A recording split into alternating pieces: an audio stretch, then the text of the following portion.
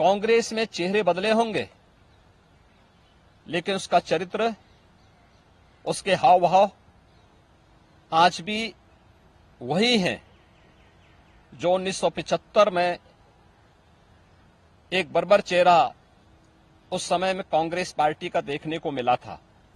ये लोकतंत्र की दुहाई देते हैं, लेकिन भारत के बाहर जाकर के भारत के लोकतंत्र को कटघरे में खड़ा करते हैं। कांग्रेस आज भी उसी रास्ते पर चल रही है और उसी का परिणाम है। जहां भी कांग्रेस नेतृत्व की सरकारें हैं, उनका रवैया, उनकी कार्यप्रणाली, उनके द्वारा किए जाने वाले कृत्य इस बात के उदाहरण प्रस्तुत करते हैं। आज के दिन ही देर रात्रि में हुआ था जब कांग्रेस की तत्कालीन सरकार ने भारत के संविधान का गला घोंटते हुए लोकतंत्र को पूरी तरह समाप्त करने की साजिश रची थी।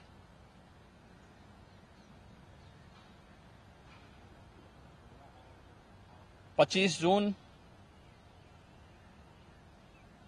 1975 रात के अंधेरे में श्रीमती इंदिरा गांधी जी के नेतृत्व में कांग्रेस की सरकार ने कैसे भारत के लोकतंत्र को नष्ट करने का प्रयास किया था। उस समय के सभी विपक्षी दलों के नेताओं को, उसमें से अटल बिहारी वाजपेयी जी, से मोरारजी देसाई जी, श्री जयप्रकाश नारायण जी, श्री लाल कृष्ण आडवाणी जी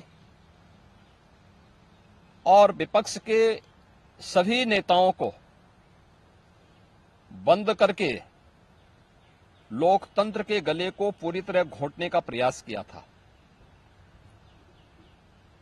आज जब 50 वर्ष के उपरांत हम इमरजेंसी की उन यादों को स्मरण करते हैं, तो स्वाभाविक रूप से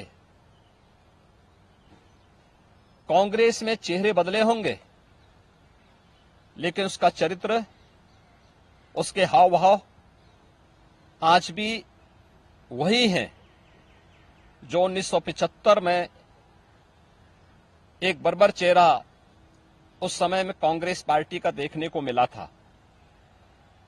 कैसे उन्होंने संविधान की मूल आत्मा कही जाने वाली प्रेम्बल में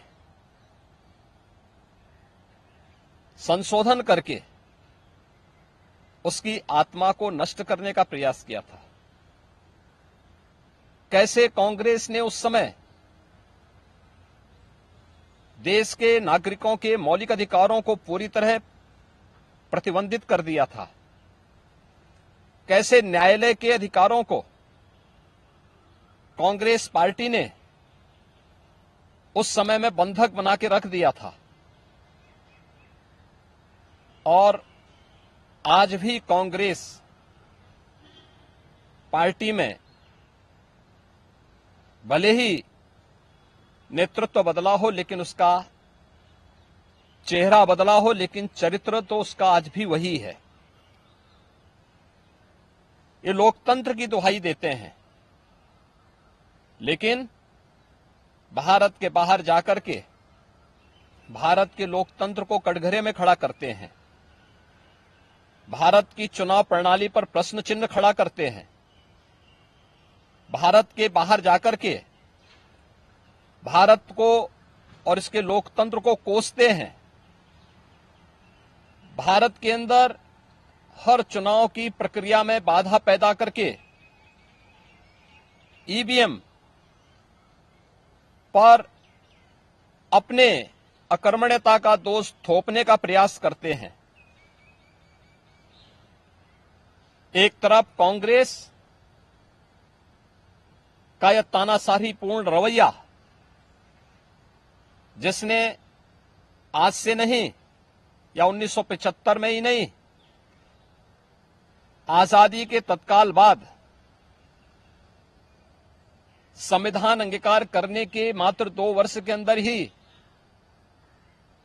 देश के संविधान में संशोधन करके धारा 370 को उसमें जबरन डाल करके देश के अंदर देश की अखंडता को चुनौती देने वाली धारा 370 को डालने का प्रयास किया था।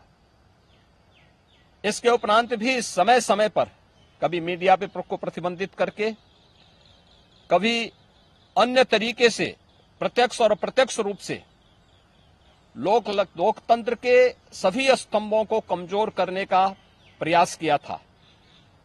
1975, 25 जनवरी 1975 उसकी पराकाष्ठा के रूप में इस देश ने और दुनिया ने देखा था।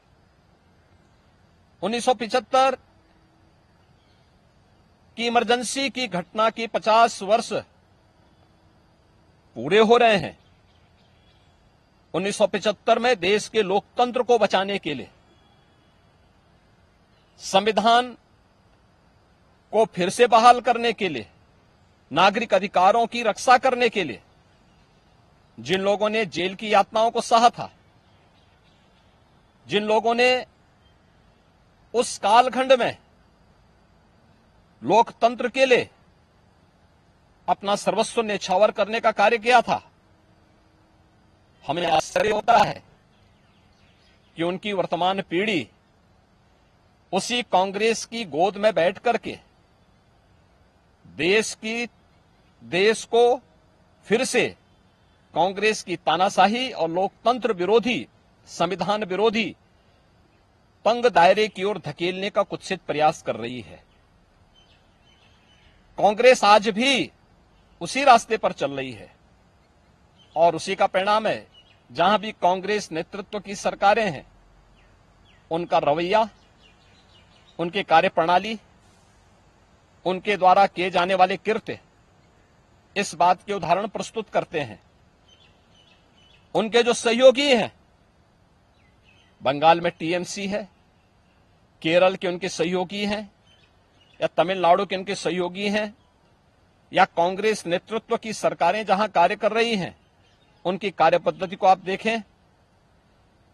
जो लोग जनता को गुमराह करके संविधान के नाम पर संसद की कार्रवाई को बाधित करने का प्रयास कर रहे हैं,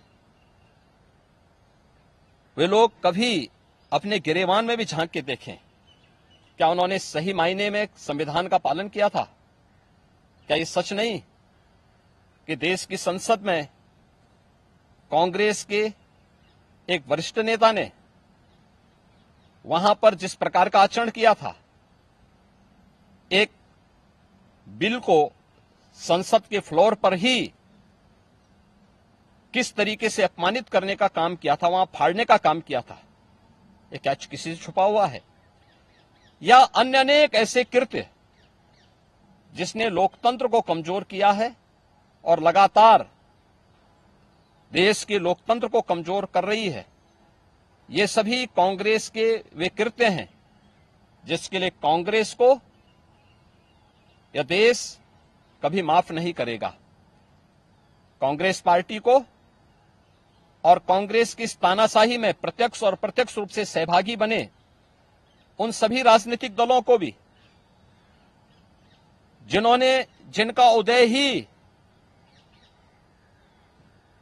देश के अंदर कांग्रेस के खिलाफ लोकतंत्र को बचाने के लिए हुआ था, आज वे कांग्रेस की गोदी में बैठ करके जिस तरीके का आचरण कर रहे हैं, यह देश और इस देश की जनता उसे किसी भी स्थिति में स्वीकार नहीं करेगी।